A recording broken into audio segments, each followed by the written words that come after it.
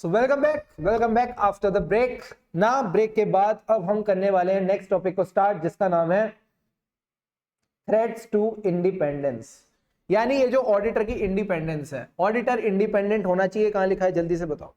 Auditor independent होना चाहिए, कहां लिखा है फटाफट मुझे बताओ। तुम ब्रेक में जाके ना वो फ्लो बिगड़ जाता है, तो मैं फ्लो वापस लाने के लिए मेरा आपसे पहला सवाल ये है, हमारा जो ऑडिटर है वो इंडिपेंडेंट होना चाहिए, कहां लिखा है? कौन से ऐसे में आपने पढ़ी बात कि हमारा ऑडिटर इंडिपेंडेंट हो?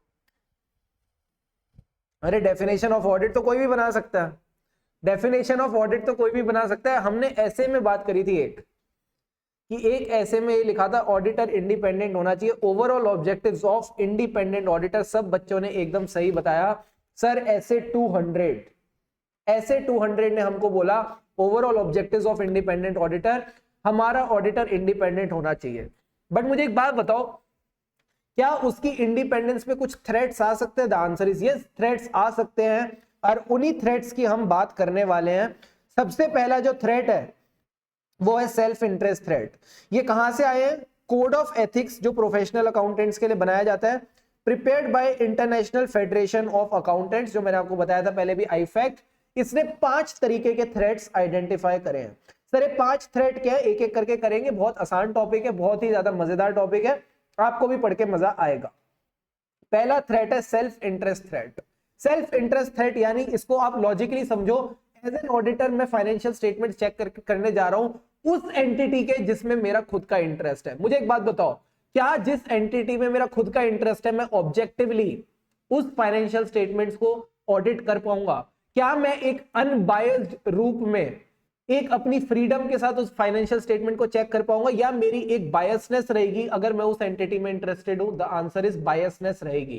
तो ये थ्रेट कब आता है? व्हेन द ऑडिटिंग फर्म या फिर उसका जो पार्टनर है या फिर उस फर्म की कोई एसोसिएट फर्म है which could benefit from a financial interest in the audit client। यानी अगर आपका ऑडिट क्लाइंट में कोई फाइनेंशियल इंटरेस्ट है, so this is an example of a self interest threat। Sir financial interest कैसे कैसे हो सकता है? एग्जांपल के तौर पे, मैं जिस क्लाइंट के लिए काम कर रहा हूं वो मुझे बहुत भारी भारी फीस देता है, यानी मैं साल में मान लो एज एन ऑडिट फर्म मैं 1 करोड़ रुपए कमाता हूं, ठीक है? कोई भी ऑडिट फर्म 1 करोड़ रुपए से कम तो कमाती नहीं है।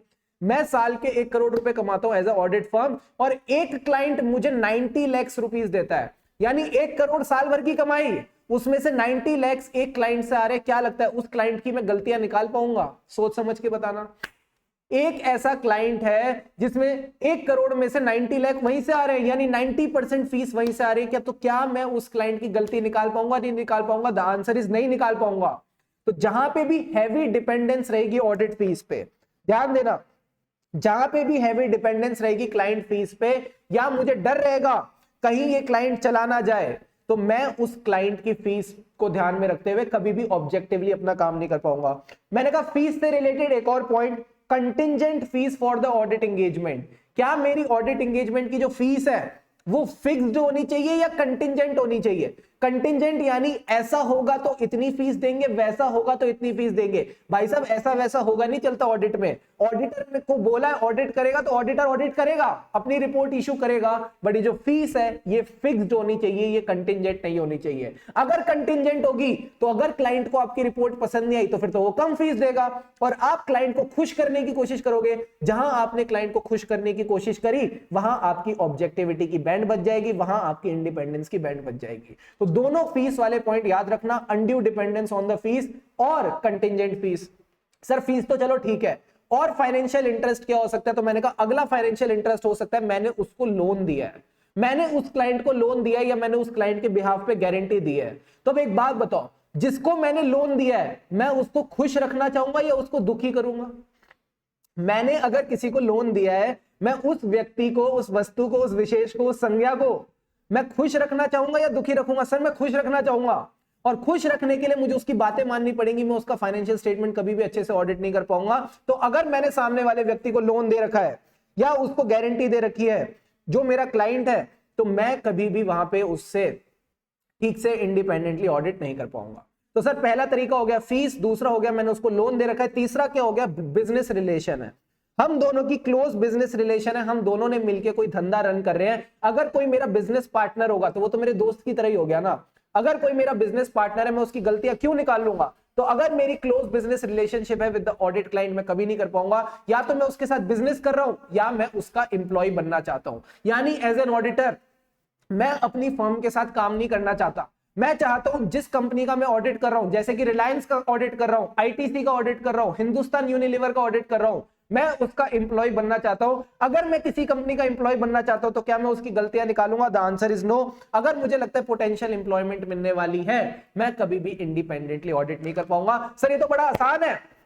पहला पॉइंट क्या हो गया? ऑडिटर को क्या चाहिए फाइनेंशियल इंटरेस्ट में? सर फीस चाहिए। मैंने कहा फीस के अलावा और क्या क्या हो सकता है? मैंने उसको लोन दिया है, मेरा उसके साथ बिजनेस रिलेशन है, मैं उसका एम्प्लॉय बनने वाला हूं। फिर से बताओ और क्या क्या हो सकता है फाइनेंशियल इंटरेस्ट? मैंने कहा सबसे पहला पॉइंट तो फाइनेंशियल इंटरेस्ट ही है, तो ज्यादा मेहनत करने की जरूरत ही नहीं। डायरेक्ट फाइनेंशियल इंटरेस्ट और materially significant indirect financial interest in a client. Directly मैंने क्लाइंट में पैसे लगा रखे हैं या इनडायरेक्टली किसी के थ्रू क्लाइंट में पैसे लगा रखे हैं, तो मेरा फाइनेंशियल इंटरेस्ट बन जाएगा। फाइनेंशियल इंटरेस्ट बनने के क्या क्या तरीके हो गए, जल्दी से बताओ। Sir dependence on the fees, fees से रिगार्डिंग एक और पॉइंट कंटिंजेंट फीस। और क्या पॉइंट थे? मैंने क्लाइंट को लोन दे रखा है, उसके साथ बिजनेस रिलेशन कर रखी है, और potential employment with a client. जल्दी से बताओ क्या ये टॉपिक क्लियर है, हाँ या ना? क्या examples of self interest threat समझ आए? सेल्फ इंटरेस्ट मतलब financial interest in the audit client. कैसे बन सकता है financial interest? Direct financial interest, directly और इनडायरेक्टली।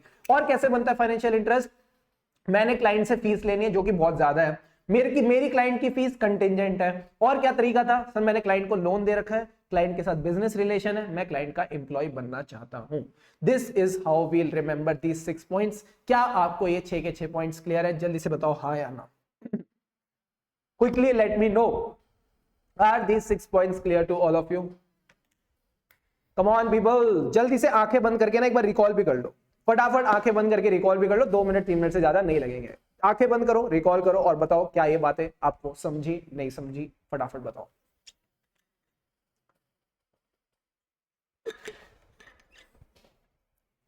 Very good. अब आ जाओ नेक्स्ट टॉपिक पे जिसका नाम है self review threat. I think इसके नाम से ही आपको एक अंडरस्टैंडिंग मिल गई होगी क्या थ्रेट कहना चाहता है। सेल्फ रिव्यू थ्रेट का मतलब है it is as good as मैं आपको कह दूं ऑडिट का पेपर लिखोगे भी आप और चेक भी आप करोगे। ऑडिट का पेपर लिखोगे भी आप, चेक भी आप करोगे, तो क्या आप चेकिंग इंडिपेंडेंटली कर पाओगे या कोई बायसनेस रहेगी? सोच के बताना। ऑडिट का पेपर लिखेंगे भी आप, चेक भी आप ही करेंगे, यानी सेल्फ रिव्यू। क्या आपको ये इंडिकेशन नहीं आ रही कि फाइनेंशियल स्टेटमेंट भी मैंने बनाए, ऑडिट भी मैं ही कर रहा हूं? इनडायरेक्टली फाइनेंशियल स्टेटमेंट भी मैंने बनाया, ऑडिट भी मैं ही कर रहा हूं, तो क्या इंडिपेंडेंट रहूंगा क्या? या कोई इंसान अपनी चीजों में से कमियां निकालता है? कोई भी व्यक्ति अपनी चीजों में से कमियां निकालता है क्या? सर नहीं निकालता, कोई नहीं निकालता। तो जहां भी आप खुद की चीज बनाई हुई चीज चेक करोगे, खुद की बनाई हुई कोई भी चीज चेक करोगे, आप उसमें बायस्ड रहोगे, चाहे वो घर पे खाना बनाना क्यों ना हो। मैंने एक दिन रोटी भिंडी बनाई, ठीक है, दिख रही थी खराब बनी है, खा के जो स्वाद आया ना, मुझे कभी कोई स्वाद आया ही नहीं हो। मैंने कहा तो बेस्ट बनी है, ठीक है, भले कितनी खराब बनी हो, पर मैं तो बड़ी अच्छी पसंद आई। मैं तो 4 रोटी खाऊंगा इसके साथ। तो जब इंसान कोई खुद चीज बनाता है उसमें बायसनेस आ जाती है। एंड सेल्फ रिव्यू थ्रेट का मतलब यही है, खुद की बनाई चीज को चेक करने के थ्रेट को बोलते हैं सेल्फ रिव्यू थ्रेट। ये कब होता है? When you review a judgement और conclusion reached in a previous audit और नॉन ऑडिट एंगेजमेंट। यानी आपने वही चीज को रिव्यू कर रहे हो, जजमेंट और कंक्लूजन जो आप पहले रीच कर चुके हो। सर नॉन ऑडिट का क्या मतलब होता है? Non audit services means the services other than the audit और review of financial statement.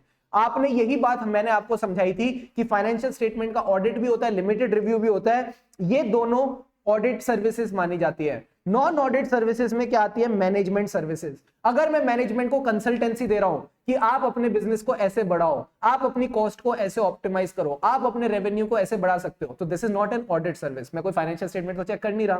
Plus अगर मैं इंटरनल ऑडिट कर रहा हूं, इंटरनल ऑडिट यानी जो मैनेजमेंट ने इंटरनल कंट्रोल्स डाल रखे हैं कि बैंक रिकंसिलिएशन स्टेटमेंट बननी चाहिए, अगर कोई ऑर्डर देना है मुझे बाहर किसी वेंडर को, तो अप्रूवल चाहिए होता है उस चीज के लिए, तो ये जो इंटरनल कंट्रोल्स की टेस्टिंग होती है इंटरनल ऑडिटर करता है।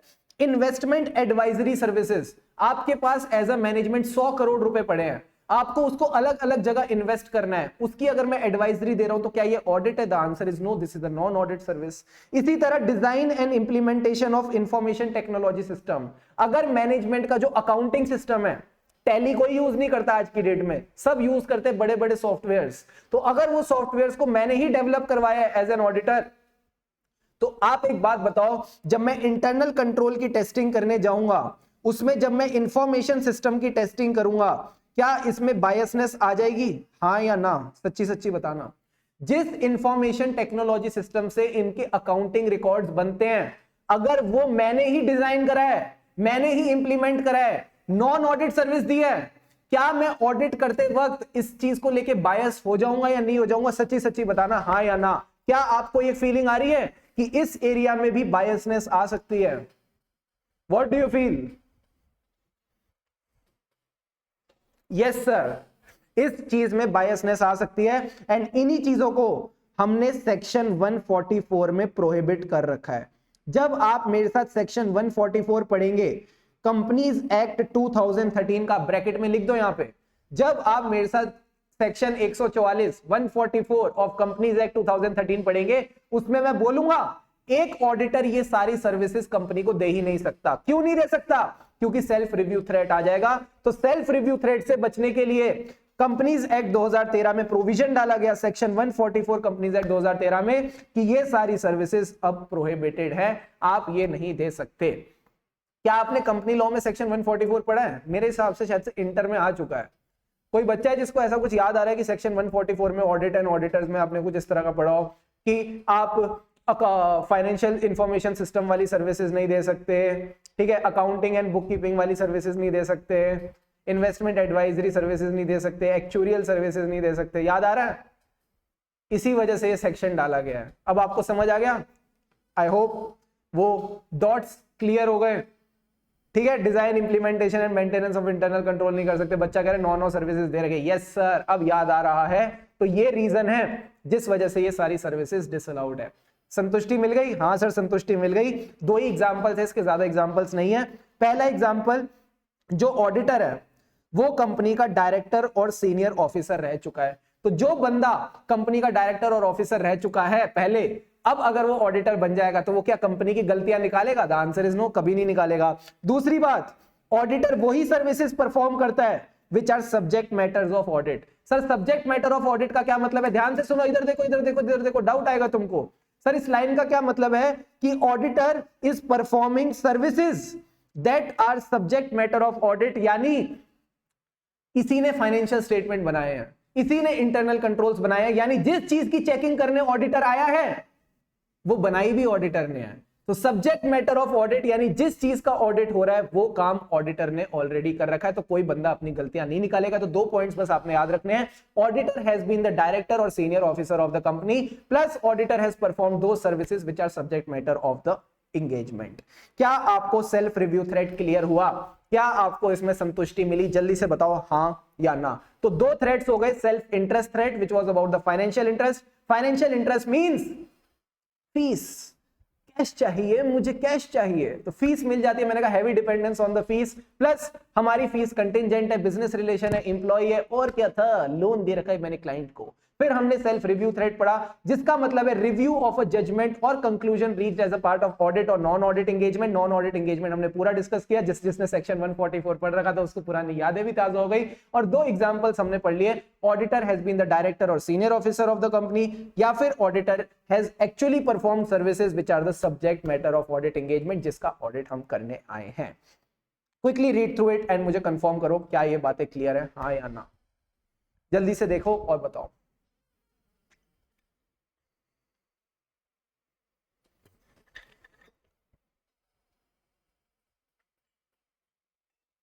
अतुल यस, जो सर्विसेज स्पेसिफिकली प्रोहिबिटेड है सेक्शन 144 में, हम वो कंपनी को वो सर्विसेज नहीं दे सकते। यही बात आपने ध्यान रखनी है। तभी मैं कहता हूं ऑडिट हमेशा तब पढ़ना चाहिए जब सारे सब्जेक्ट्स पढ़ रखे हो, क्योंकि आपका अकाउंट्स भी आएगा, इसमें लॉ भी आएगा, सारी चीजें हम चेक करके चलेंगे। बढ़े आगे, जल्दी से बताओ, किसी के लिए वेट करना है क्या? Do we need to wait for someone? करना है वेट तो बताओ। हम ग्रुप स्टडी ही कर रहे हैं और कुछ नहीं कर रहे हैं यहाँ पे। Come on people, let me know.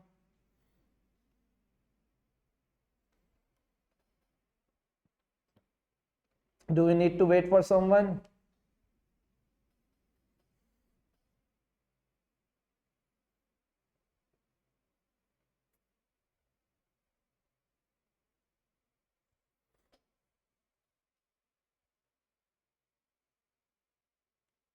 अब कोई लिख नहीं रहा, वेट करना है तो फिर हम आगे बढ़ रहे हैं, ठीक है, ऐसा मान लें।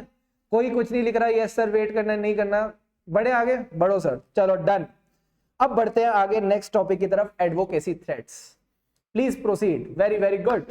तो एडवोकेसी थ्रेट जैसा नाम दिखा रहा है, आप क्या कर रहे हो, आप क्लाइंट के एक तरह से एडवोकेट बन गए। क्या बन गए आप, क्लाइंट के एडवोकेट बन गए, यानी अब आप क्लाइंट को इतना ज्यादा प्रमोट कर रहे हो, आप क्लाइंट के इंटरेस्ट को इतना प्रमोट कर रहे हो कि आप उसके एडवोकेट बन गए। मुझे एक बात बताओ, अगर आप क्लाइंट के इंटरेस्ट को हद से ज्यादा प्रमोट करोगे, अगर आप क्लाइंट के इंटरेस्ट को हद से ज्यादा प्रमोट करोगे, क्या मैं कह सकता हूं आप इंडिपेंडेंट हो?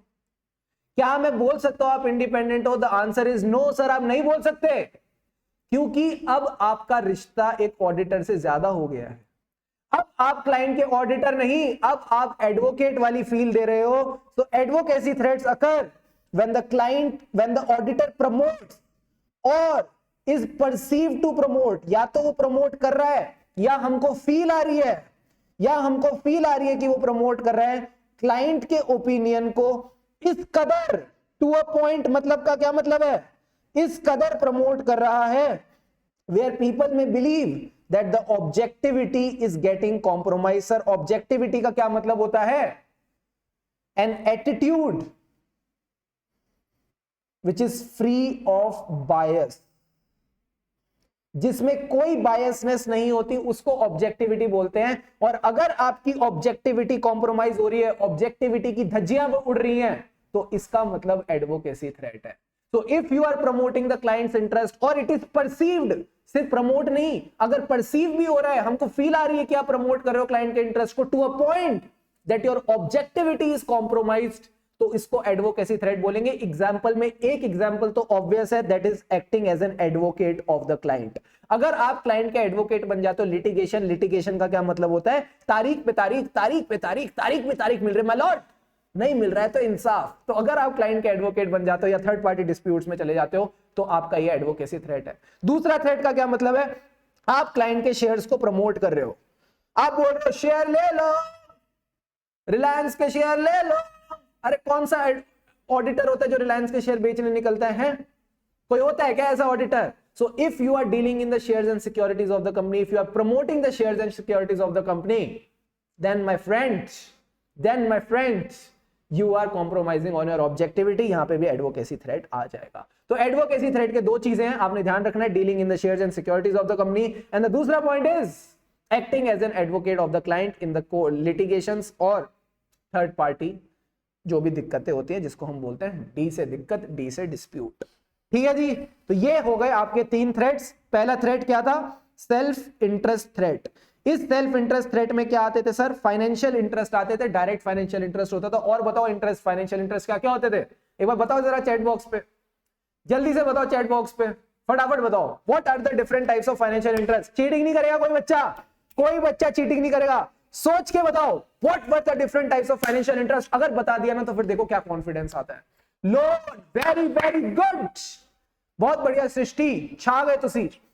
बिजनेस रिलेशन, और बताओ। फीस, बहुत बढ़िया।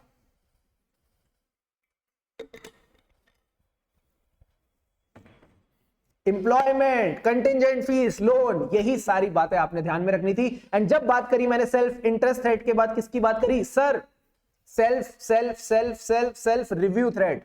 सेल्फ रिव्यू थ्रेट में हम क्या करते हैं? हम ऑडिट या नॉन ऑडिट सर्विसेज दे चुके हैं, जिसमें हम क्या करते हैं, ध्यान से समझना, हम रिव्यू कर रहे हैं of a judgment or conclusion already reached as a part of audit or non-audit assurance engagement। इसमें सेक्शन 144 की हमने रेफरेंस भी पढ़ी, प्लस हमको पता चला दो एग्जांपल्स के बारे में। सर दो एग्जांपल्स क्या थे? मैं क्लाइंट का डायरेक्टर या सीनियर ऑफिसर रह चुका हूं, या फिर या फिर क्या था सर, ऑडिटर वो सर्विस परफॉर्म कर रहा है जिसका सब्जेक्ट मैटर ही ऑडिट है, यानी जो फाइनेंशियल स्टेटमेंट्स का मैं ऑडिट कर रहा हूं उनको मैंने ही बनाया है, जिन इंटरनल कंट्रोल्स को मैं चेक कर रहा हूं वो मैंने ही बनाया है। So you have already perform services which are the subject matter of audit. And advocacy threat का क्या मतलब है, प्रमोटिंग द इंटरेस्ट और it is perceived that you are promoting an interest to a point, इस कदर आप promote कर रहे हो that your objectivity is compromised. क्या कॉम्प्रोमाइज हो गया, जल्दी से बताओ चैट बॉक्स में क्या कॉम्प्रोमाइज हो गया सर, ऑब्जेक्टिविटी कॉम्प्रोमाइज हो गई। इसके दो एग्जांपल बताना। एडवोकेसी थ्रेड का पहला एग्जांपल जो बहुत ऑब्वियस है वो एडवोकेट है,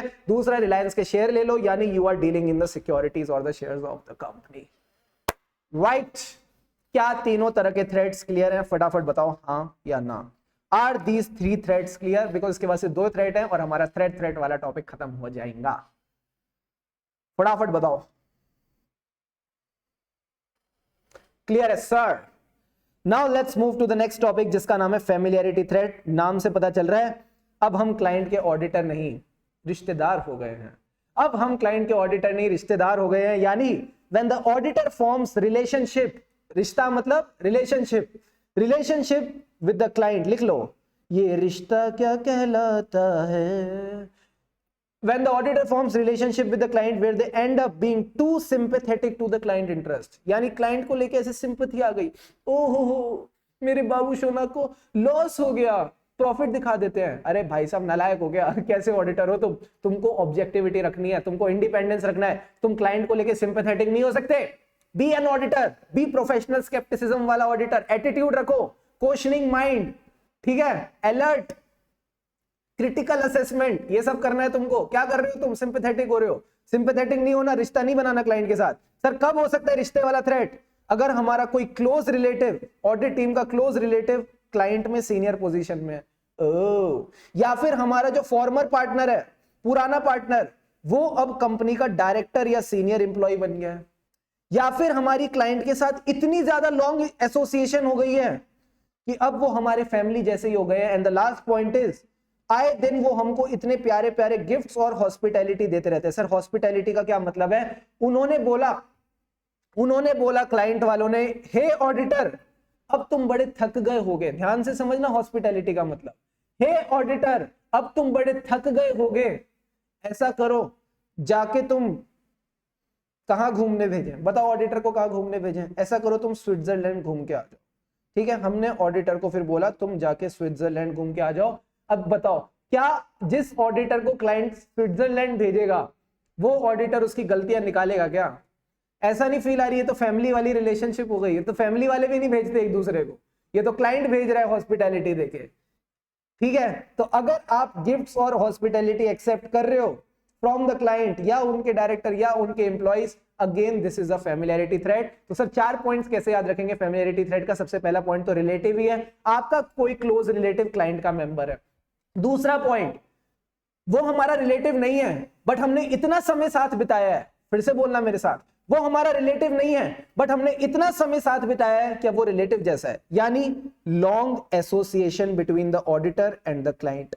एंड तीसरा पॉइंट, जैसे रिलेटिव एक दूसरे को गिफ्ट और हॉस्पिटैलिटी देते, क्लाइंट भी हमको गिफ्ट और हॉस्पिटैलिटी देता है। And the last point is हमारा पुराना पार्टनर अब क्लाइंट का डायरेक्टर बन चुका है, तो एक तरह से वो रिश्ता इनडायरेक्टली हमारा बन चुका है। तो 4 पॉइंट्स क्या हो गए, जल्दी से बताओ फटाफट, सारे बच्चे मुझे 4 पॉइंट्स बताएंगे। हमारा रिलेटिव क्लाइंट का ऑफिसर या डायरेक्टर बन गया, मैंने कहा वेरी वेरी गुड।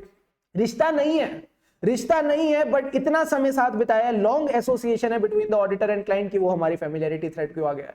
वो हमको गिफ्ट्स देते, वो हमको हॉस्पिटैलिटी देते, तो रिश्तेदारी है। एंड इनडायरेक्ट रिश्ता क्या था, जल्दी से बताओ, लास्ट पॉइंट क्या था, इनडायरेक्ट रिश्ते का क्या मतलब था? सर इनडायरेक्ट रिश्ते का ये मतलब है, क्या मतलब है, हमारा पार्टनर अब उनका डायरेक्टर और ऑफिसर बन गया है, तो आप अपने पुराने पार्टनर की तो गलतियां नहीं निकालोगे, तो इनडायरेक्ट रिश्ते को भी याद रखना। These are the 4 points of familiarity threat. Come on guys, क्या ये चारों बातें क्लियर हैं? सर एक बच्चा बोल रहा है रिलेटिव की डेफिनेशन बताओ, कोई रिलेटिव की डेफिनेशन नहीं दे रखी। ठीक है, चाचा बुआ ताऊ जी फूफा जी बहन भाई सब रिलेटिव्स में तुम्हारे आई जाएंगे। So this is all about your judgement. ठीक है, तुम्हारी जजमेंट वाली बात, तुम किसको अपना रिलेटिव मान के चलते हो। बाकी कंपनीज एक्ट में जब हम रिलेटिव वाली बातें पढ़ेंगे तो कंपनीज एक्ट का एक सेक्शन होता है 2 सब सेक्शन 77, वहां पे रिलेटिव की डेफिनेशन दे रखी है। जब भी कंपनीज एक्ट में रिलेटिव की बात होगी तो इस रिलेटिव की बात होगी जो यहां पे आएगा। ठीक है, हमारा आदमी धोखा दे गया हमें, हाँ अब हमारा पार्टनर उनका डायरेक्टर बन गया, धोखा कहां दिया, ठीक है अब वो वहां का पार्ट बन गया, बट इनडायरेक्टली उनकी गलतियां निकालना आसान नहीं होगा, right. Quickly go through these points and let me know are you done done done. हो गए हैं 4 पॉइंट्स तुम्हारे दिमाग में बैठ गए, बिकॉज पॉइंट क्या ना, जैसा थ्रेट वैसे एग्जांपल्स। तो फेमिलियरिटी थ्रेट में तुमको सबसे पहले रिलेटिव के बारे में सोचना है कि हमारा रिलेटिव क्लाइंट का बंदा हो गया है, ओह बट रिलेटिव नहीं है, उसके साथ हमने काफी समय बिताया, that is the long association, gifts and hospitality, and the last point is indirect relation, that is the former partner of audit has become the director और senior officer of the client. क्या लगता है ये 4 number का question नहीं आ सकता क्या? Definitely आ सकता है। फेमिलियरिटी थ्रेट के 4 एग्जांपल्स आपसे पूछे जा सकते हैं, आप रॉक स्टार बन के निकलोगे अगर आपने चारों बातें बता दी। Quickly do this and let me know, फटाफट बताओ।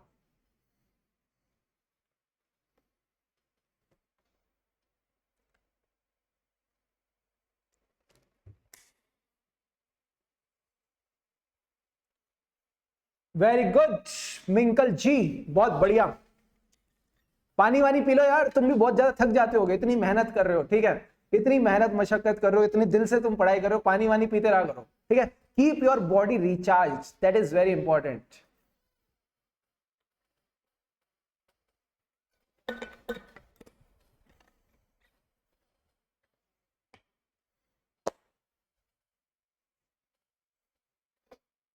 ओ my God, so last threat रह गया, done done done done, very very good. Last threat रह गया, that is the intimidation threat. Sir क्या इंटिमिडेशन थ्रेट के बाद सारे थ्रेट्स खत्म? हाँ हाँ सारे थ्रेट्स खत्म। क्या इंटिमिडेशन थ्रेट के बाद हम क्या पढ़ेंगे? मैंने कहा सेफ गार्ड्स टू इंडिपेंडेंस, यानी थ्रेट्स तो हैं हमारे पास, इनके सेफ गार्ड्स भी हैं। सर क्या इसके बाद आप हमको छुट्टी दे दोगे? द आंसर इज यस, इसके बाद मैं आपको छुट्टी दे दूंगा, फिर हमारी आज की क्लास एकदम डन हो जाएगी। क्या सारे बच्चे मेरे साथ रेडी हैं? नेक्स्ट बस आप मेरे को थोड़ा सा टाइम और दे दो, थ्रेट लास्ट कवर ये करेंगे, फिर सेफगार्ड्स पढ़ेंगे and then we'll be done with today and एक क्विक रिवीजन मार लेंगे जो भी हमने डिस्कस किया है। Are you all ready? Yes sir we are ready. फटाफट शुरू करते हैं, देखते हैं क्या लिखा है।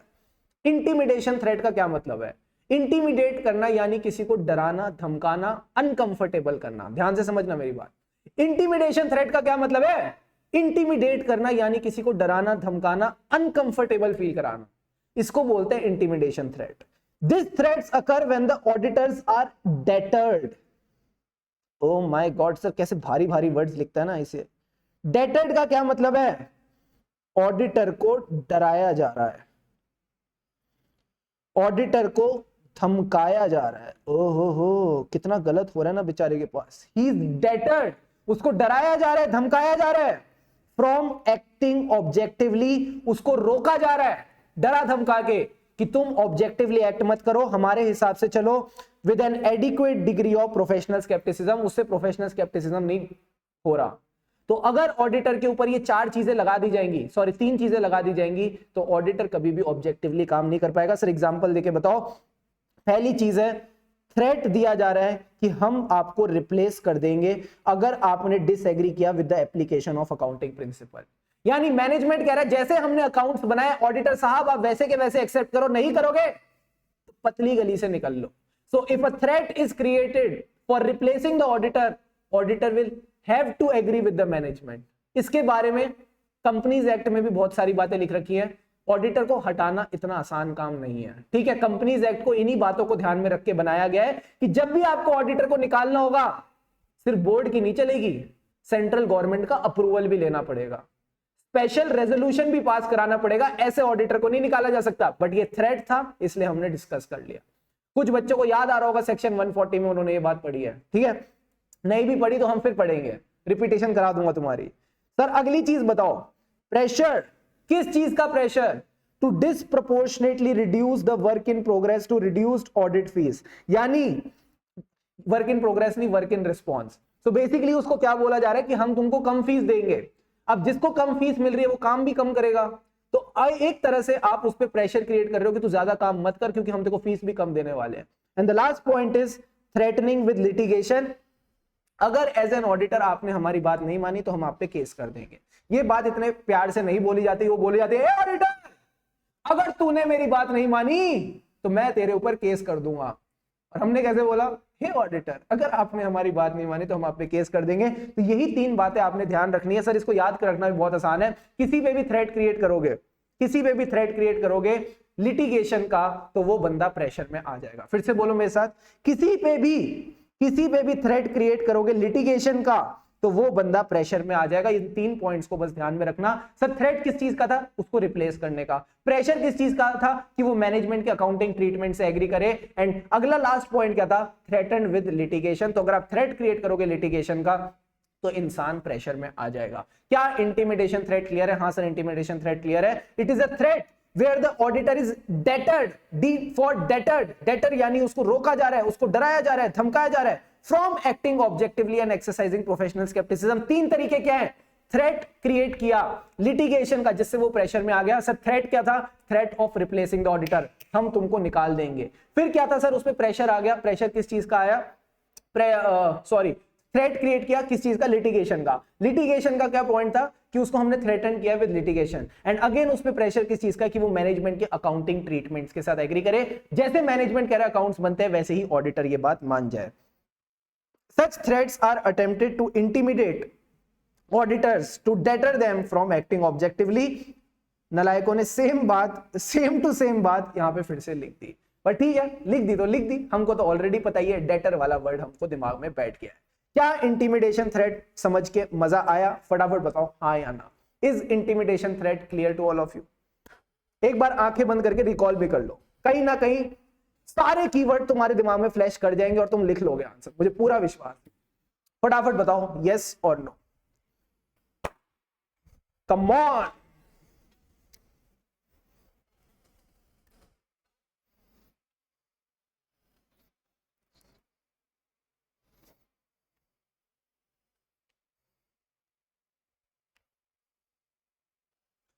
यस सर, हमको समझ आ गया। सर एक बात बताओ, क्या आपको एक तरीका चाहिए जिससे आपको सारे थ्रेड्स याद रह जाए? हाँ सर एक तरीका चाहिए, मैं आपको बताता हूं क्या तरीका है।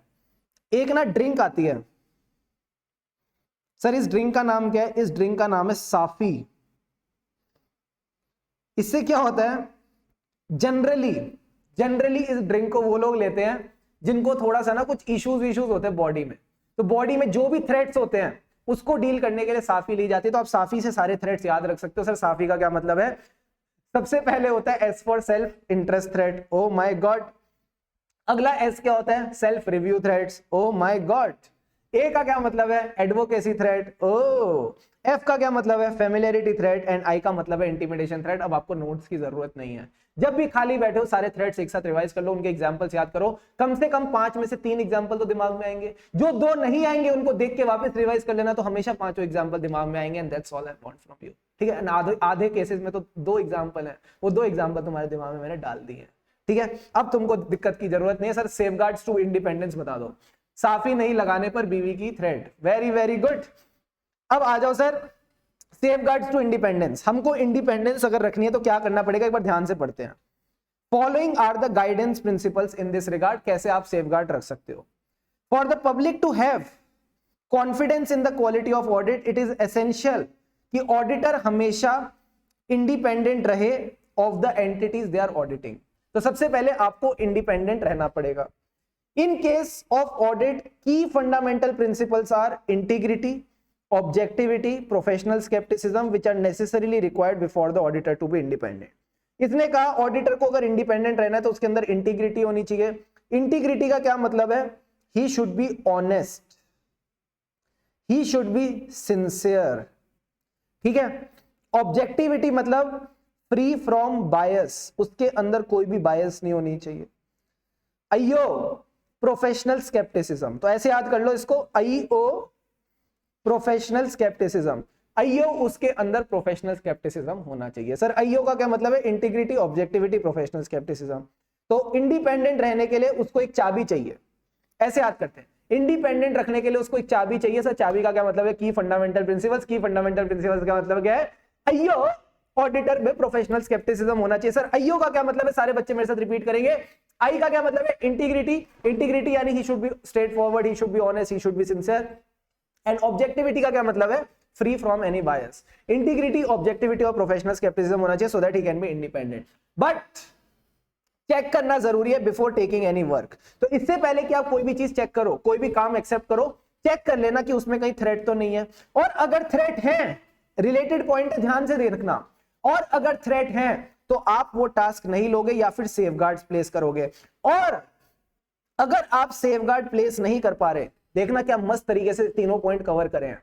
कोई भी काम एक्सेप्ट करो उससे पहले देखना थ्रेट ना हो, अगर थ्रेट है तो काम एक्सेप्ट मत करो या फिर सेफगार्ड डालो, और अगर सेफगार्ड भी नहीं डाल पा रहे so don't accept the work. तो यही आपने 5 पॉइंट ध्यान रखने हैं सो दैट कि पब्लिक का कॉन्फिडेंस बने। ऑडिटर कैसा हो? इंडिपेंडेंट हो। इंडिपेंडेंट के लिए उसको क्या चाहिए सर? चाबी। चाबी में 3 क्वालिटीज क्या है? अयो, प्रोफेशनल स्केप्टिसिज्म। सर अयो का क्या मतलब है? इंटीग्रिटी, ऑब्जेक्टिविटी और प्रोफेशनल स्केप्टिसिज्म। एंड 3 बातें क्या है? कोई भी काम एक्सेप्ट करने से पहले देखो थ्रेट्स ना हो, अगर थ्रेट्स है तो काम एक्सेप्ट मत करो, जिसको कहते हैं desist from accepting the work, और implement the safeguards. But if you cannot put in place the safeguards, then what do?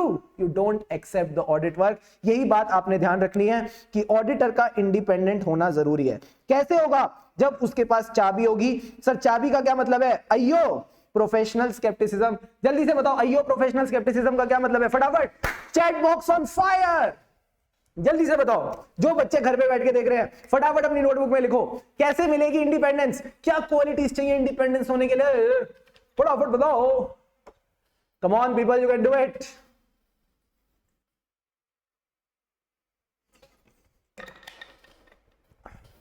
Come on come on. IO का क्या मतलब है? इंटीग्रिटी, वेरी गुड, ऑब्जेक्टिविटी और प्रोफेशनल स्केप्टिसिज्म। बहुत बढ़िया अतुल, सृष्टि, मिंकल, बहुत ही ज्यादा बढ़िया।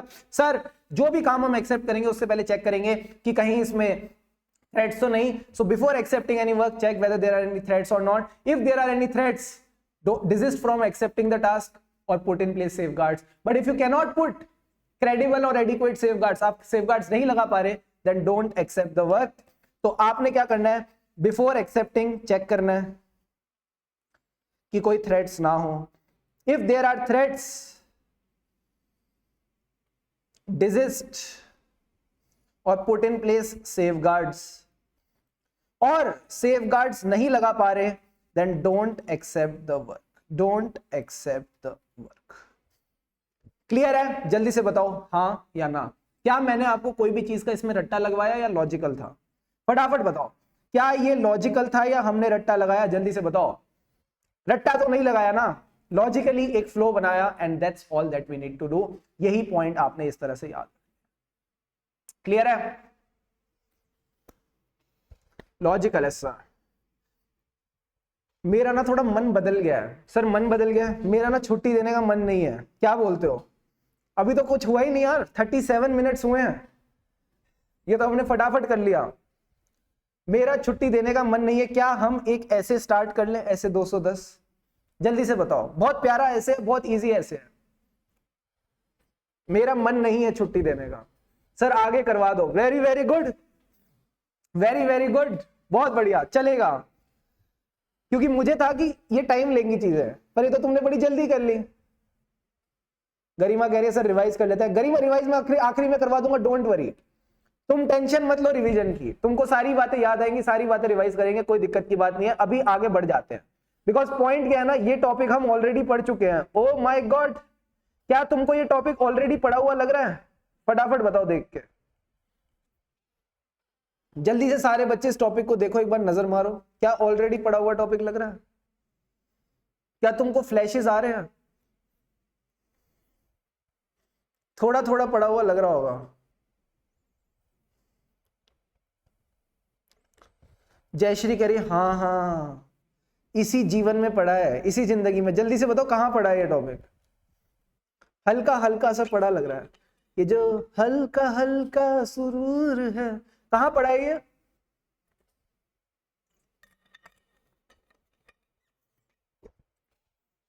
सबने बिल्कुल सही बताया सर, प्रीमाइस ऑफ ऑडिट में पढ़ा था, जिसमें हमने मैनेजमेंट और टीसीडब्ल्यूजी की रिस्पॉन्सिबिलिटी पढ़ी थी। तो शुरू करते हैं ऐसे के साथ। मुझे तुमको बस यही फील देनी थी कि हम आधा पेज तो ऑलरेडी पढ़ चुके, तो खत्म ही करेंगे। ध्यान से समझना क्या है ऐसे 210, ऐसे 210। एक बात बताओ, ऐसे 200 क्या था? सारे बच्चे चैट बॉक्स में जल्दी से ऐसे 200 का पूरा नाम बताओ मुझे, जो बच्चे घर पे बैठे हैं ऐसे 200 का नाम सारे बच्चे अपने नोटबुक में लिखेंगे। नहीं याद आ रहा तो वापस रिवाइज करके पहले ऐसे का नाम याद करो, फिर आप वीडियो के साथ आगे बढ़ना। जो बच्चे अभी मेरे को देख रहे हैं लाइव, फटाफट बताओ मुझे चैट बॉक्स पे ऐसे 200 क्या है। पूरा नाम चाहिए मुझे, शॉर्ट फॉर्म नहीं, पूरा नाम, पूरा पूरा पूरा नाम लिखो बैठ के, थोड़ी मेहनत करो। जब तक ऐसे का नाम याद नहीं होगा तब तक कोई फायदा नहीं है, क्योंकि तुमको ऐसे का नाम लिख के ही 1 नंबर मिल जाएगा सीधा सीधा, +1 डायरेक्टली। पूरा नाम। वेरी गुड कुर्की, conduct of audit in standard of audit, चलो ठीक है। Atul very good, of auditor and conduct of audit in accordance with ऐसे, वेरी वेरी गुड, सबने बिल्कुल सही बताया। Overall objectives of independent auditor and conduct of audit in accordance with standard on auditing. Sir आपने तो बिल्कुल ही काम चोरी कर ली, आपने हमको का पूरा नाम बताओ और आपने खुद तो छोटा मोटा नाम लिख के आगे बढ़ गए। अब बढ़ गए तो बढ़ गए, ठीक है, मेरी मर्जी, मैं टीचर हूं। अब आती है बात ऐसे 210 की।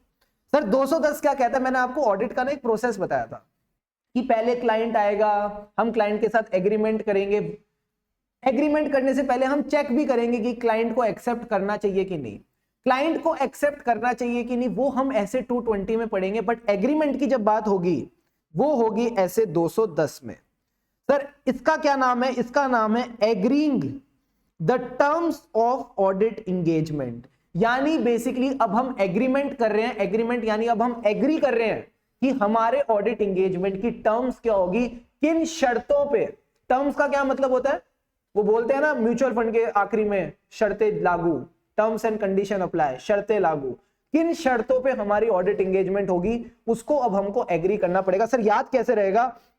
आप इसको ऐसे याद रखो, ये 2I0 है एंड I फॉर इंगेजमेंट। सारे बच्चे बताओ, I फॉर इंगेजमेंट। सर ये क्या वाहियात तरीका है? अब यही तरीका है, मैं क्या कर सकता हूं, ठीक है। तो इस तरह से तुम याद रखोगे कि 210 का 1 I नहीं है, 1 नहीं है, I है, एंड I फॉर इंगेजमेंट। तो तुमको हमेशा याद रहेगा जब भी ऑडिट इंगेजमेंट होगी उसकी जो टर्म्स रिकॉर्ड होंगी वो ऐसे 210 में ही रिकॉर्ड होंगी।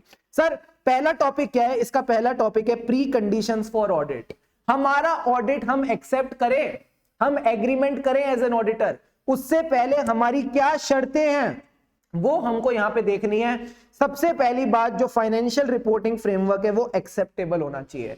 यानी जिस बुनियाद पे फाइनेंशियल स्टेटमेंट बनाए जा रहे हैं, जिस बेसिस पे फाइनेंशियल स्टेटमेंट बनाए जा रहे हैं वो एक्सेप्टेबल होना चाहिए। यानी अगर कंपनी पे इंड एएस लगते हैं तो कंपनी एएस के हिसाब से फाइनेंशियल स्टेटमेंट तो नहीं बना रही, ये बात आपने चेक करनी है। दूसरा, क्या मैनेजमेंट जानती है और मानती है, यानी management understands and acknowledges its responsibility. क्या है रिस्पॉन्सिबिलिटी मैनेजमेंट की? Already we have done in the previous class, preparation of financial statement as per the FRF. Internal control का क्या मतलब था? Design, implementation and maintenance of internal control, ताकि financial statements बन सके free from material misstatement and provide the auditor with आउ। Sir आउ का क्या मतलब था? All information, additional information and unrestricted access to the persons within the entity from whom the auditor determines it is necessary to obtain audit evidence। क्या मैं आपसे एक लॉजिकल सवाल पूछूं? हाँ सर एक लॉजिकल सवाल पूछो। Let's say FRF is not acceptable। मैंने आपको अभी कुछ पढ़ाया नहीं है बट मैं आपसे लॉजिकल सवाल पूछ रहा हूं क्योंकि मुझे पता है इस बार मेरे पास एकदम शानदार बच्चे आ गए हैं। Should I accept the audit? जल्दी से बताओ। अगर एफआरएफ एक्सेप्टेबल नहीं है, क्या मुझे ऑडिट एक्सेप्ट करना चाहिए या नहीं करना चाहिए? जल्दी से बताओ। प्रसूक ने बिल्कुल सही बोला, नो सर। जयश्री ने बोला नो, सृष्टि ने बोला नो, डोंट एक्सेप्ट। यही बात मेरे को आपसे समझनी थी कि हम ऐसा ऑडिट कभी एक्सेप्ट नहीं करेंगे जहां पे एफआरएफ ही अनएक्सेप्टेबल है। क्या pre conditions for audit clear है? हाँ sir pre conditions for audit clear है। सबसे पहले तो फाइनेंशियल रिपोर्टिंग फ्रेमवर्क, जिस बेसिस पे फाइनेंशियल स्टेटमेंट बनने हैं वो एक्सेप्टेबल होना चाहिए। दूसरा, मैनेजमेंट अंडरस्टैंड भी करती है, एक्नॉलेज भी करती है, वो समझती भी है और मानती भी है कि उसकी रिस्पॉन्सिबिलिटी क्या है, फाइनेंशियल स्टेटमेंट बनाना, इंटरनल कंट्रोल रखना और ऑडिटर को प्रोवाइड करना विद आउ। सर आउ का क्या मतलब है? All information, additional information and unrestricted access. क्या ये precondition for audit clear है? हाँ सर एकदम शानदार तरीके से क्लियर है। ये आपका आरटीपी May 21 का सवाल खत्म हो जाता है। क्वेश्चन क्या था आरटीपी May 21 में, वो आपको क्या करते हैं ना, मैं बताता हूं ऑडिट में सवाल कैसे बनते हैं। एक बड़ा सा पैराग्राफ देंगे और आखिरी में बोलेंगे what are the preconditions for audit. क्या अब आप प्री कंडीशंस फॉर ऑडिट लिख लोगे? जल्दी से सारे बच्चे कमिटमेंट करो। अगर प्री कंडीशन फॉर ऑडिट का सवाल आएगा तो हम 4 में से 4, 5 में से 5 जरूर लेके आएंगे। क्या इसमें कोई दिक्कत है क्या? द आंसर इज नो, कोई दिक्कत नहीं है। सारे बच्चे अभी के अभी मेरे साथ कमिटमेंट करेंगे। क्या ये कमिटमेंट है? जल्दी से बताओ, हाँ या ना, फटाफट बताओ मुझे।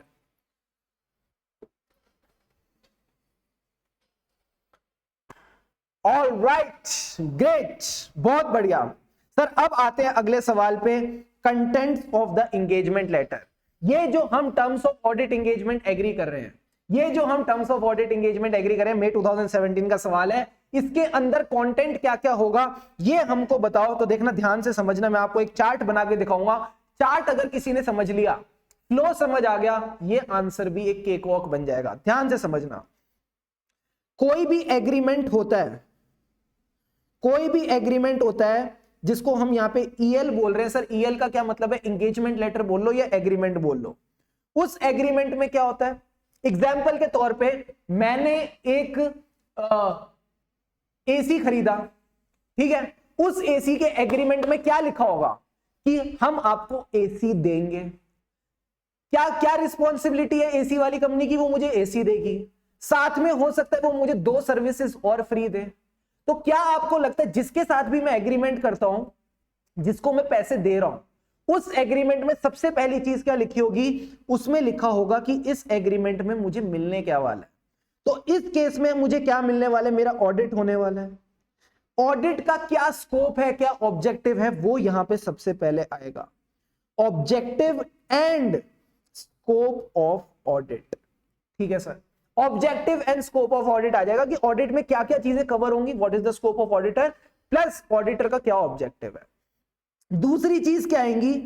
दोनों पार्टीज की रिस्पॉन्सिबिलिटीज, यानी रिस्पॉन्सिबिलिटी ऑफ द ऑडिटर, जो 2 पार्टीज हैं, एंड द मैनेजमेंट। क्या ये लॉजिकल है? Answer is yes. Objective and scope आ गया कि ऑडिट में क्या क्या कवर होगा और दोनों पार्टीज की क्या क्या रिस्पॉन्सिबिलिटी है। मुझे बताओ मैनेजमेंट की क्या रिस्पॉन्सिबिलिटी है? सर मैनेजमेंट की रिस्पॉन्सिबिलिटी है फाइनेंशियल स्टेटमेंट देना। ऑडिटर की क्या रिस्पॉन्सिबिलिटी है? ऑडिट रिपोर्ट इशू करना। फाइनेंशियल स्टेटमेंट कैसे हो? मैंने कहा फाइनेंशियल रिपोर्टिंग फ्रेमवर्क जैसे हो। तो मैनेजमेंट की रिस्पॉन्सिबिलिटी के साथ आप एक पॉइंट और याद रखेंगे सर, क्या? कि the FRF should be acceptable, ठीक है, identification of the FRF. And audit report के साथ आप क्या करेंगे? FRF is basically a format of the financial statement. Audit report के फॉर्मेट को कुछ बोलते नहीं है, तो आप सीधा यही लिख दो, form and content of audit report. क्या लिखेंगे हम इसको? Form and content of audit report. यहां आपका पूरा आंसर तैयार हो गया। पहला पॉइंट है objective and scope of audit. क्या पहला पॉइंट क्लियर है? जल्दी से बताओ। Objective and scope of audit सबसे पहले आ गया हमारे एग्रीमेंट में। दूसरा पार्ट क्या है? दोनों की रिस्पॉन्सिबिलिटी। तो सेकंड पॉइंट हो गया responsibility of the auditor. Third point हो गया responsibility of the management. Management जो देगा फाइनेंशियल स्टेटमेंट वो किस हिसाब से होंगे? एफआरएफ के हिसाब से। तो फोर्थ पॉइंट हो गया FRF should be acceptable, identification of the financial reporting framework. And fifth point क्या हो गया? Form and content of audit report. फटाफट देखो और मुझे बताओ क्या ये पांचों पॉइंट्स का फ्लो क्लियर है, हाँ या ना? Quickly let me know, is this point clear to all of you? Yes or no? No है ही नहीं, वैसे yes ही लिख दिया मैंने तो सीधा। जल्दी से बताओ।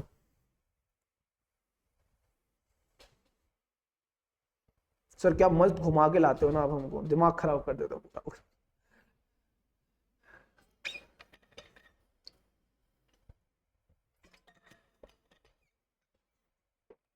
एक बार आंखें बंद करके ना रिकॉल भी कर लो। Once you recall just type in chat box done dana done done. आप जो घर पे बैठे हो आप भी एक बार आंखें बंद करके रिकॉल कर लो। भले ये चार्ट भी बना लो, जो आपको नोटबुक है ना उसमें भले ये चार्ट भी बना लो, and then let me know via the chat box, write down done dana done done. Very important question है, बहुत अच्छा क्वेश्चन है, चांसेस होते हैं इसके पेपर में आने के।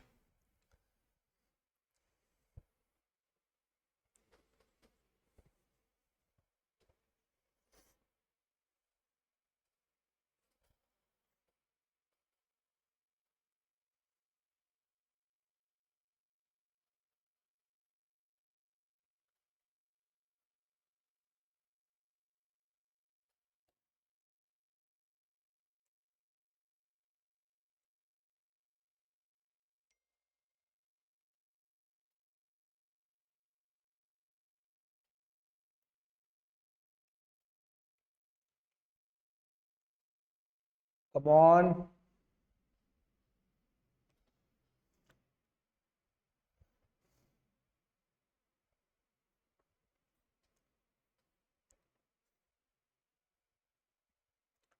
डन सर, याद हो गया, वेरी गुड जयश्री, बहुत बढ़िया।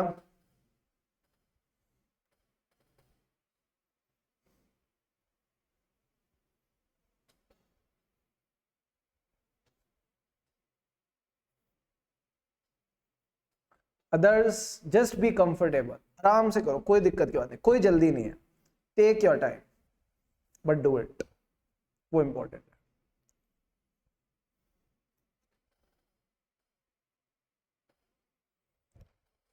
Got it, done sir. चलो देख लेते पॉइंट्स क्या है। पहला point, objective and scope of audit of financial statement, already done. Responsibilities of auditor, responsibilities of management. अब दोनों की रिस्पॉन्सिबिलिटी से रिलेटेड दो पॉइंट्स क्या थे? मैनेजमेंट का काम क्या है? फाइनेंशियल स्टेटमेंट बनाना एज पर एप्लीकेबल एफआरएफ। तो identification of the FRF for preparation of financial statement. Auditor क्या करेगा? फाइनेंशियल रिपोर्टिंग फ्रेमवर्क देगा क्या? नहीं। Form and content of report to be issued by the auditor and the statement. क्या statement? That there may be circumstances in which a report may differ from the expected form and content. हो सकता है audit report का जो content है वो different आ जाए। Sir कब होगा ये कंटेंट डिफरेंट? जब ऑडिटर को एडिशनल रिपोर्टिंग करनी पड़ेगी। जब ऑडिटर को एडिशनल रिपोर्टिंग करनी पड़ेगी तब ये कंटेंट डिफरेंट हो सकता है। एग्जांपल के तौर पे जैसे कारो 2020 की रिपोर्टिंग है, क्या ये ऑडिटर ने पहले प्लान किया था? नहीं, बीच रास्ते में कंपनी ने बता दिया कि आपको कारो 2020 की रिपोर्टिंग करनी है तो करनी पड़ेगी, एडिशनल रिपोर्टिंग कर देगा ऑडिटर। तो यही बात है आपने ध्यान रखनी है। ऑब्जेक्टिव एंड स्कोप, रिस्पॉन्सिबिलिटीज, दोनों की रिस्पॉन्सिबिलिटी से related point, financial reporting framework and form and content of audit report. Last point एक बार देख लेते हैं क्या कह रहा है। If the law or regulation prescribes in sufficient details the terms of audit engagement, auditor need not record them in a written agreement except for the fact that such law and regulation applies and management acknowledges and understands the responsibility। तो कह रहा है अगर ये बातें already किसी law regulation में लिखी है, सर आपका तो हाथ ही ऐसे ना भारी चला जाता है, ऐसे समझना, अगर ये बातें जो ऊपर दी गई, मैंने 5 बातें आपके साथ डिस्कस करी, ये ऑलरेडी किसी लॉ रेगुलेशन में लिखी है, तो आप ये बात भी बोल सकते हो एक रिटर्न एग्रीमेंट में कि ये बातें जो लॉ रेगुलेशन में लिखी है वो मैनेजमेंट अपनी रिस्पॉन्सिबिलिटी समझता है, मानता है, तो हम इसको नहीं दे रहे। So it's just for your reading. ICI तो सवाल पूछेगा ही पूछेगा, ठीक है, ये आपकी रीड के लिए कि बस ये याद रखना कि लॉ रेगुलेशन वाली बात भी हमने कुछ इस तरह से पढ़ी थी, बट ये 5 पॉइंट आपसे पूछे जा सकते हैं। What are the contents of the audit engagement letter, ठीक है। और दूसरा तरीका जो ऐसे ये सवाल पूछ सकता है वो ये लाइन दे देगा आपको, the agreed terms of audit engagement shall be recorded in audit engagement letter और other suitable form of written agreement explain. ये भी हो सकता है कि आईसीआई क्या बोलेगा, जो भी टर्म्स ऑफ ऑडिट एंगेजमेंट है उनको ऑडिट एंगेजमेंट लेटर में रिकॉर्ड किया जाएगा और any other form of written agreement explain. तो भाई साहब यहां पे भी ध्यान रखना कि ये बोल रहा है एंगेजमेंट लेटर की बात और इसमें आपको टर्म्स ऑफ ऑडिट एंगेजमेंट को समझाना है कि क्या 5 चीजें हैं जो आनी चाहिए। एक और तरीका जिससे ऐसे ही सवाल पूछ सकता है, can the terms of audit engagement be agreed orally? सारे बच्चे बताओ चैट बॉक्स में करेक्ट और incorrect. Can the terms of audit engagement be agreed orally? Correct और इनकरेक्ट जल्दी से बताओ। और कौन से ऐसे की रेफरेंस दोगे ये भी बताना आंसर में, बिकॉज करेक्ट इनकरेक्ट लिखने से तुमको पूरे नंबर नहीं मिलेंगे, 2 नंबर चाहिए तो तुमको ऐसे का रेफरेंस भी देना पड़ेगा और करेक्ट बात भी बतानी पड़ेगी अगर इनकरेक्ट बोल रहे हो तो। अतुल ने कहा इनकरेक्ट, अच्छा। गरिमा ने भी कहा नो सर ऐसे 210, अतुल ने कहा ऐसे 230। सिग्निफिकेंट मैटर कहां से तुमने 230 लगा लिया? 230 की तो बात भी नहीं करी, नालायक। ऐसे 210 मनन ने बिल्कुल सही कहा, प्रसूक ने सही कहा, पीयूष ने सही कहा, सबने बिल्कुल सही कहा। अरे भाई साहब ऐसे 210 चल रहा है तो 230 कहां से आया? कैसी कैसी बातें करते हो तुम, ठीक है, नींद पूरी लिया करो। तो इनकरेक्ट आएगा एंड ऐसे 210 आएगा। Got it? साफ साफ लिखा है, agreed terms of audit engagement will be recorded in an engagement letter or any other form of written agreement। तो मेरे दोस्त एग्रीमेंट तो करना पड़ेगा ना रिटर्न, बातों बातों में थोड़ी कर सकते हो। कल को मैनेजमेंट पलट गई तो तुम्हारे पास क्या एविडेंस रहेगा कि मैनेजमेंट ने एग्री किया था, ठीक है। तो हमेशा हर चीज रिटर्न में होनी जरूरी है। अब आता है सर अगला सवाल, क्या आप मेरे साथ रेडी हैं? सारे बच्चे बताओ हाँ या ना।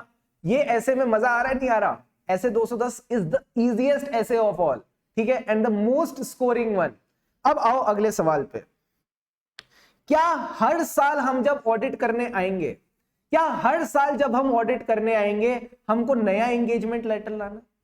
यानी मैंने इस साल का ऑडिट कर लिया, ठीक है, इस साल का जो ऑडिट था दिस फाइनेंशियल ईयर, इसका ऑडिट हो चुका है, ठीक है, फर्स्ट ईयर था, मैंने ऑडिट किया, मैंने एंगेजमेंट लेटर एंटर किया, दैट्स इट। मैं अगले साल फिर आया, क्या अब मुझे नया एंगेजमेंट लेटर एंटर करना चाहिए, नहीं करना चाहिए? अब आप इसका आंसर दोगे इट डिपेंड्स। इसका कोई स्ट्रेट फॉरवर्ड आंसर नहीं है कि हर बार करना ही करना है या नहीं करना। मुझे एक बात बताओ, कब होगी जरूरत, लॉजिकली बताना, कब होगी जरूरत नए एंगेजमेंट लेटर की? जब हालात बदल जाएंगे। आप कब नई चीज लेके आते हो? जब हालात बदल जाते हैं। When do you need to change the engagement letter? When there is a change in the circumstances. या तो ओनर बदल गया बिजनेस का, या बिजनेस को चलाने वाली मैनेजमेंट बदल गई। हमने एंगेजमेंट लेटर में क्या लिखा था? Responsibility of the management. Management अपनी रिस्पॉन्सिबिलिटी भूल चुकी है, तो हमको लगता है इसको वापस याद दिलाना है। या फिर जो फाइनेंशियल स्टेटमेंट्स हमने बनाने हैं वो बनाने फाइनेंशियल रिपोर्टिंग फ्रेमवर्क के हिसाब से, बट हमारा एफआरएफ ही बदल चुका है। अब कंपनी पे एएस नहीं इंड एएस लगते हैं, ठीक है, ऑडिटिंग की रिपोर्टिंग रिक्वायरमेंट बदल गई है, कंपनी के लॉज एंड रेगुलेशन बदल गए हैं, तो बहुत सारी चीजें जो बदल सकती है, और यही बातें यहां लिख रखी हैं on the case of recurring audits. यानी जो ऑडिट हर साल होते हैं, हमको ये असेस करना है वेदर द सर्कमस्टेंसेस यानी हालात, they require the terms of audit engagement to be revised and whether there is a need to remind the entity of existing terms of audit engagement। क्या हमको ऑडिट एंगेजमेंट टर्म्स को revise करना चाहिए या entity को वापस याद दिलाना चाहिए कि टर्म्स ऑफ ऑडिट एंगेजमेंट क्या थे?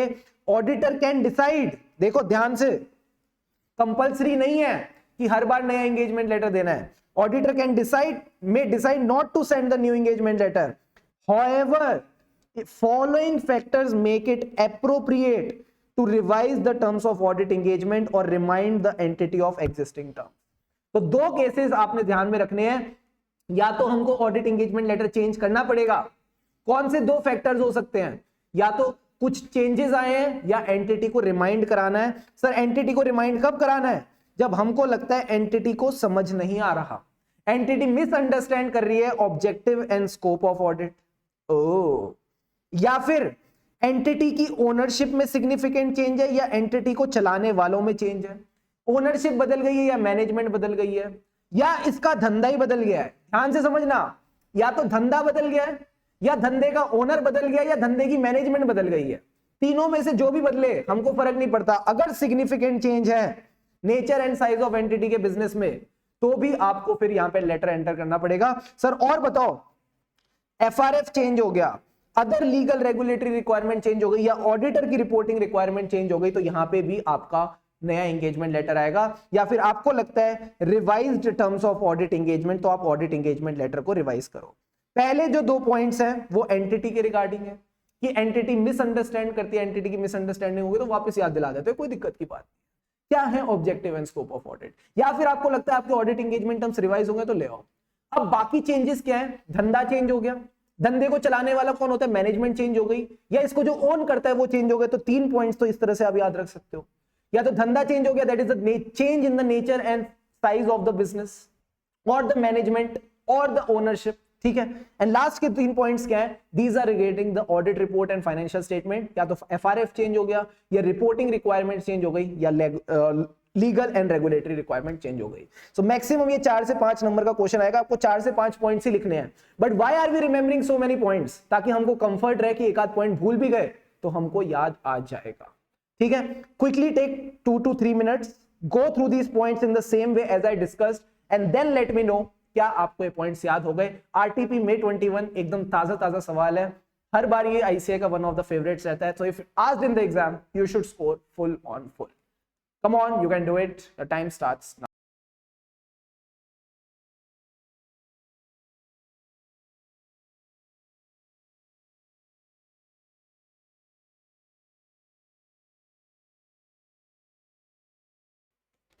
एकदम मन लगा के अच्छे से करो, जिस अप्रोच के साथ डिस्कस किया है वैसे ही करना। आराम से दिमाग में बैठ जाएगा।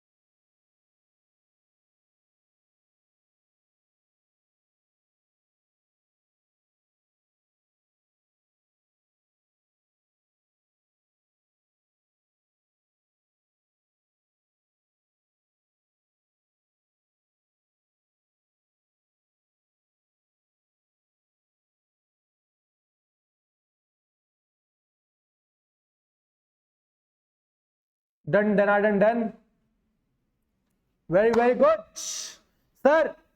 मैंने कहा हाँ सर और पढ़ाओ। मैंने कहा अरे यार काफी आज के लिए, नहीं नहीं सर थोड़ा और पढ़ाओ। ऐसा करो ये स्टैंडर्ड ऑन ऑडिटिंग तो खत्म ही करा दो। क्या इसमें कुछ ज्यादा रह गया? The answer is no. अब बहुत छोटी छोटी बातें रह गई हैं, ध्यान से समझना।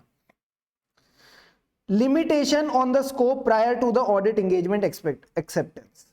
अगर मैनेजमेंट और टीसीडब्ल्यूजी आपके स्कोप पे लिमिटेशन लगाते हैं, सर स्कोप पे लिमिटेशन लगाते हैं यानी इसको आप सीधी भाषा में समझो, आपको sufficient and appropriate audit evidence वो ऑब्टेन नहीं करने दे रहे एंड आपको लगता है कि this limitation will result in disclaimer of opinion.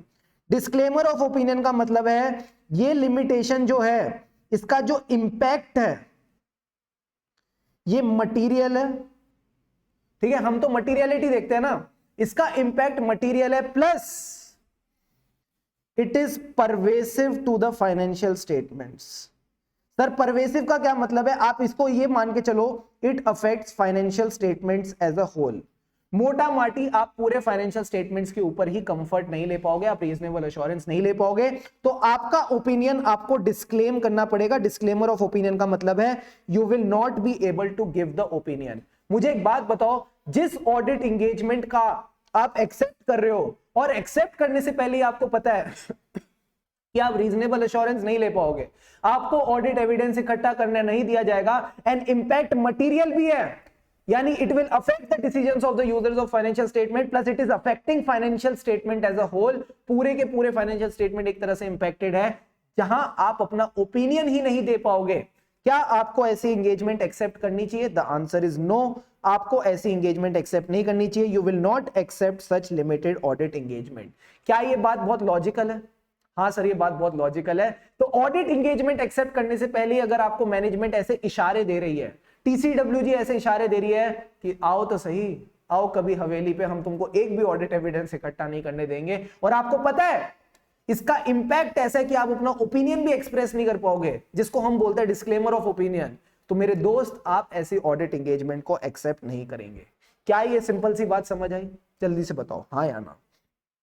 क्या ये बात आपको समझ आई कि अगर मैनेजमेंट ऐसी लिमिटेशन लगाता है जिसकी वजह से आप अपना ओपिनियन डिस्क्लेम कर दो, डिस्क्लेम का मतलब समझ आया कि आप अपना ओपिनियन ही नहीं दे पाओगे, तो मेरे दोस्त क्या फायदा ऐसा ऑडिट एक्सेप्ट करने का? मत ही करो ना, अपना समय किसी प्रोडक्टिव चीज पे लगाओ। Why will you accept such audit engagement? Simple बात है, बस इतनी सी बात आपने ध्यान रखनी है। Acceptance of a change in engagement, इसका क्या मतलब है? जल्दी से बताओ, इन दोनों टॉपिक्स में फर्क क्या है? इन दोनों टॉपिक्स में फर्क क्या है? पहला वाला कह रहा था limitation on the scope prior to the engagement acceptance, अब ये कह रहा है acceptance of a change in engagement. ध्यान से समझना फर्क क्या है। इसमें आपने ऑडिट एक्सेप्ट कर रखा है, पहले से ऑडिट एक्सेप्ट कर लिया है, अब बीच ऑडिट में मैनेजमेंट गड़बड़ कर रही है। अगर बीच ऑडिट में मैनेजमेंट गड़बड़ करेगी तो अब आपने क्या करना है, ध्यान से समझना। An auditor who before the completion of engagement is requested to change the engagement to one which provides a lower level of assurance, यानी आपकी assurance की मात्रा कम कर दी, अब आपको evidence ज्यादा नहीं इकट्ठा करने दिया जा रहा, you will consider the appropriateness of doing so। अब क्लाइंट कौन कौन सी सिचुएशंस में, कौन कौन सी सिचुएशंस में आपको लोअर लेवल ऑफ अश्योरेंस की तरफ धक्का दे सकता है, ये सारी तीन कंडीशंस हैं। एक तो चेंज इन सर्कमस्टेंसेस, एक तो misunderstanding as to the nature of audit and related service originally requested, तीसरा restriction on the scope of engagement whether imposed by the management और सर्कमस्टेंसेस। तो तीन चीजें हो सकती है, चेंजेस इन सर्कमस्टेंसेस, दूसरा क्या हो सकता है, मैनेजमेंट आप पे रिस्ट्रिक्शन लगा रहा है, और तीसरा हो सकता है आपकी मिसअंडरस्टैंडिंग हो गई है। ऑडिटर का काम है to consider carefully the reason given for the request, particularly the implications of the restriction on the scope of engagement, especially legally and contractual implications। तो ये तीन चीजों को आपने समझना है कि सर्कमस्टेंसेस में क्या चेंज आया है। सर्कमस्टेंसेस में चेंज कैसे हो सकता है, एग्जाम्पल के तौर पे आप पे कोई एडिशनल रिपोर्टिंग रिक्वायरमेंट लगा दी गई है, ठीक है, या फिर यही हो सकता है जनरली कि एडिशनल रिपोर्टिंग रिक्वायरमेंट लगा दी, या लॉज रेगुलेशंस में कुछ चेंज आया है जिससे आप पे इंपैक्ट आ रहा है। तो अगर लॉ रेगुलेशन का चेंज है तो उसमें तो आप भी कुछ नहीं कर सकते, एक्सेप्ट करना ही पड़ेगा, जो भी एक्सेप्ट होगा वो करना ही पड़ेगा। तो अगर चेंजेस इन सर्कमस्टेंसेस है या मिसअंडरस्टैंडिंग है, पहले आपने किसी और चीज पे एग्री किया था, अब मैनेजमेंट पलट रही है, या फिर तीसरी चीज है मैनेजमेंट आप पे रिस्ट्रिक्शन लगा रही है कि भाई हम आपको एविडेंस इकट्ठा नहीं करने देंगे, या सर्कमस्टेंसेस रिस्ट्रिक्शन लगा रहे हैं जैसे कि कोविड-19। अगर कोविड आ गया था, कोविड 2020 जो था, उस टाइम पे भी ऑडिटर कई सारे एविडेंस इकट्ठे नहीं कर पाए, घर बैठे वर्क फ्रॉम होम कितना ऑडिट कर पाएगा ऑडिटर। तो अगर रिस्ट्रिक्शन ऑन स्कोप लगाया जा रहा है, अगर चेंजेस इन सर्कमस्टेंसेस आ जाते हैं, अगर मिसअंडरस्टैंडिंग हो जाती है, ये तीनों केसेस में मैनेजमेंट आपसे रिक्वेस्ट कर सकता है टू चेंज द एंगेजमेंट। जहां मैनेजमेंट ये रिक्वेस्ट कर रहा है, आपने इसका रीजन समझना है कि इस रीजन का क्या इंप्लीकेशन होगा on the scope of engagement, बस आपने इतनी सी बात समझनी है। अगर ऑडिटर को लगता है there is a reasonable justification of the change in engagement, यानी हमको चेंज करना चाहिए, and if the audit work performed complied with essays applicable to change engagement, report issued would be appropriate for the revised terms of audit engagement। यानी auditor को management की बात ठीक लगी कि हाँ चेंज करना चाहिए, उसने एक्सेप्ट भी कर ली, जो रिपोर्ट है वो भी ऐसे से कंप्लाई कर रही है, तो फिर तो कोई दिक्कत की बात नहीं है। In order to avoid confusion, audit report would not include reference to the original engagement और any procedures that may have been performed in the original engagement. क्या मैं ये बोल दूं ओरिजिनल एंगेजमेंट की बात ही नहीं होगी, क्योंकि अब हमने अपना ऑडिट एग्रीमेंट जो एंगेजमेंट लेटर है उसको रिवाइज कर दिया है। तो जब भी आप नए टर्म्स ऑफ एंगेजमेंट के हिसाब से अपना ऑडिट रिपोर्ट दोगे, आप पुरानी वाली को रेफरेंस नहीं दोगे, इसके रिगार्डिंग आपके पास करेक्ट इनकरेक्ट आ सकता है, ध्यान रखना इस बात को। इसके रिगार्डिंग आपके पास प्रॉपर करेक्ट इनकरेक्ट आ सकता है, तो आप ऐसे 210 का रेफरेंस दोगे और बोलोगे whenever you are issuing a report as per the revised terms of audit engagement, you will not give reference to the original terms of engagement or the original letter। क्या ये वाली बात आपको समझ आई, जल्दी से बताओ हाँ या ना। ये कंफ्यूजन वाली बात समझ आई, कंफ्यूजन में कंफ्यूजन तो नहीं हुई, इतनी सी बात बस वो कहने की कोशिश कर रहा है। अगर रिवाइज कर लिया तो रिवाइज के हिसाब से करो, ओरिजिनल की फिर बात मत करना, ताकि जो बंदा रीड कर रहा है ऑडिट रिपोर्ट वो समझ पाए कि हाँ इस एंगेजमेंट लेटर की बात हो रही है, पुराने वाले की बात नहीं हो रही। समझ आया, बताओ हाँ या ना। मैंने इसको तभी आपको बॉक्स में दे दिया है कि भाई पुराने वाले को फिर रेफरेंस करने की जरूरत नहीं है अगर आपने नए एंगेजमेंट लेटर के हिसाब से आगे बढ़ चुके। जल्दी से बताओ, क्लियर है बात? छोटी छोटी बातें हैं, करेक्ट इनकरेक्ट के काम आ सकती हैं आप। Yes sir. अब एक बात बताओ, लेटर ऑन अगर मैनेजमेंट कभी भी आपसे टर्म्स के रिगार्डिंग चेंज बोलता है, लेटर ऑन कभी भी मैनेजमेंट अगर आपको बोलता है terms of audit engagement change करो, ऑडिटर को एग्री नहीं करना चाहिए अगर उसको लगता है कोई रीजनेबल जस्टिफिकेशन नहीं है। ठीक है, तो यहां पे उसने क्या किया था, उसको जहां लगा रीजनेबल जस्टिफिकेशन है और ऑडिट रिपोर्ट ठीक इश्यू हो रही है तो कोई दिक्कत की बात ही नहीं है। बट अगर उसको लगता है रीजनेबल जस्टिफिकेशन नहीं है तो उसको चेंज के लिए कभी एग्री नहीं करना चाहिए। और अगर ऑडिट एंगेजमेंट की टर्म्स चेंज हो जाती हैं, लॉजिकली बताना, अरे इनफ फॉर टुडे यहां पे खत्म कर देंगे, गरिमा डोंट वरी, यहां पे हम एंड कर देंगे, बस अब ध्यान से सुनना मेरी बात, जो बहुत इंपॉर्टेंट बात बोल रहा अगर मैंने ऑडिट एंगेजमेंट की टर्म्स रिवाइज करी, क्या पुराना वाला एंगेजमेंट लेटर चलने दें? क्या मैं ये बातें ओरली एग्री कर लूं या मुझे रिटर्न में एग्री करनी चाहिए? सोच समझ के बताना क्या होना चाहिए। I want the answer from you. अगर मैंने terms of audit engagement revise करी हैं, should they be recorded in written और they should be just again agreed orally? Because एक बार तो हम रिटर्न में कर चुके हैं ना, एक बार तो रिटर्न में कर लिया ऐसे 210 के हिसाब से। क्या अब हमको एक नए रिटर्न एंगेजमेंट लेटर में करना चाहिए? सबने बिल्कुल सही कहा सर, यस करना चाहिए। So auditor and management shall agree and record the new terms of audit engagement in an engagement letter. Sir अब एक लास्ट बात की बात करते हैं, लास्ट पॉइंट डिस्कस करेंगे। मैनेजमेंट ने कहा टर्म्स ऑफ ऑडिट एंगेजमेंट, ये जो टर्म्स ऑफ ऑडिट एंगेजमेंट है इनको चेंज करो। ऑडिटर मना कर रहा है, ऑडिटर ने कहा नो बाबा नो, एंड मैनेजमेंट उसको कंटिन्यू नहीं करने दे रहा, मैनेजमेंट उसको कंटिन्यू भी नहीं करने दे रहा। तो आप बताओ लॉजिकली अब क्या होना चाहिए? आप बताओ क्या होना चाहिए? मैनेजमेंट ने कहा टर्म्स ऑफ ऑडिट एंगेजमेंट को चेंज करो, ऑडिटर ने कहा ना रे बाबा ना, मैं तो नहीं करता, मेरे को तो कोई रीजनेबल जस्टिफिकेशन नहीं लग रही, मेरी तो अश्योरेंस की मात्रा कम हो रही है, मैं तो नहीं करूंगा। तो मैनेजमेंट ने कहा हम तुमको काम भी नहीं करने देंगे, कंटिन्यू भी नहीं करने देंगे। अब ऑडिटर को क्या करना चाहिए? कंटिन्यू करना चाहिए या पतली गली से निकल जाना चाहिए? लॉजिकली बताओ। Leave the engagement. अतुल ने बिल्कुल सही कहा सर, हमको ऑडिट एंगेजमेंट से चले जाना चाहिए, जहां हमारी इज्जत नहीं वहां हम भी नहीं। ठीक है, ऑडिटर कहता है जहां हमारी इज्जत नहीं हम वहां हम भी नहीं। Now the auditor will withdraw from the audit engagement. यही बात यहां लिख रखी है। और सर चुपचाप नहीं जाएगा, शोर मचा के जाएगा। शोर कैसे मचाएगा ये यहां लिख रखा है। If the auditor is unable to agree to the terms of audit engagement में जो change आया है and is not permitted by the management to continue, he shall withdraw from the audit engagement जहां भी possible under the law and regulation and determine whether he has any obligation, contractual भी हो सकती है, otherwise भी हो सकती है, to report these circumstances to other parties। मुझे एक बात बताओ, मैनेजमेंट की कंप्लेंट किससे करते हैं? चीटिंग मत करना, जल्दी से बताओ। मैनेजमेंट की कंप्लेंट करनी किसके पास जाएंगे? अब अगर तुमने बता दिया ना तो तुमको फील भी आ जाएगी और तुम्हारा आंसर भी सही हो जाएगा। तो सोच समझ के बताना। छोटे बच्चे की कंप्लेंट मम्मी पापा से, मैनेजमेंट की कंप्लेंट किससे? अतुल सृष्टि, वेरी वेरी गुड। सर हम कंप्लेंट करेंगे TCWG को, हम कंप्लेंट करेंगे ओनर्स को जिन्होंने हमें अपॉइंट किया है, हम करेंगे रेगुलेटर्स को, रेगुलेटर्स यानी सेबी। ठीक है, सेबी को रेगुलेट करेंगे, कंपटीशन कमीशन ऑफ इंडिया, जो भी हमको ठीक लगता है। हम इन रेगुलेटर्स को भी बता देंगे कि भाई साहब हमारी इज्जत नहीं हो रही। ठीक है, तो यही बात आपने बस ध्यान में रखनी है। यही छोटी मोटी बातें मुझे आपसे डिस्कस करनी थी। This is all about your essay 210। I hope ऐसे 210 पढ़ के आपको मजा आया हो। सर रट्टा किस किस का लगाना है? तो भाई साहब पहले पेज पे जो हमने 3 टॉपिक्स पढ़े ये सबसे ज्यादा इंपॉर्टेंट है। सबसे ज्यादा इंपॉर्टेंट क्यों है? क्योंकि इन 3 टॉपिक्स पे हमारे पास 4-4 5-5 पॉइंट है जो आपको याद रखना बड़ा आसान है। पहला पॉइंट है pre conditions for audit, FRF acceptable होना चाहिए। दूसरा पॉइंट क्या था? एग्रीइंग विद द मैनेजमेंट की वो अपनी रिस्पॉन्सिबिलिटी को अंडरस्टैंड भी करता है और एक्नॉलेज भी करता है कि वो फाइनेंशियल स्टेटमेंट बनाएगा as per FRF, internal control रखेगा, प्रोवाइड करेगा ऑडिटर को विद आउ। सर आउ का क्या मतलब है? All information, additional information and unrestricted access. उसके बाद हमने डिस्कस किया contents of audit engagement letter से। Contents of audit engagement letter में क्या था?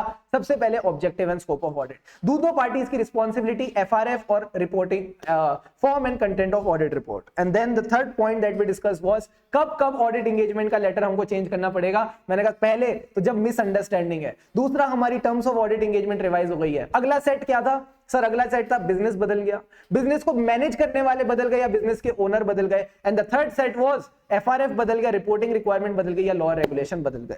And then we discuss these छोटे मोटे points which I hope are clear to all of you. ये आपके एक छोटी मोटी केस स्टडी के फॉर्म में आ सकते हैं। So that's all for today. आपका आज का होमवर्क क्या है? सर आज हमको हमारा होमवर्क बताओ। जो भी आज हमने पढ़ा है, आज हमने कौन कौन से टॉपिक्स पढ़े? कोई बच्चा मुझे बताएगा? सारे बच्चे मुझे एक बार क्विक गो थ्रू करा।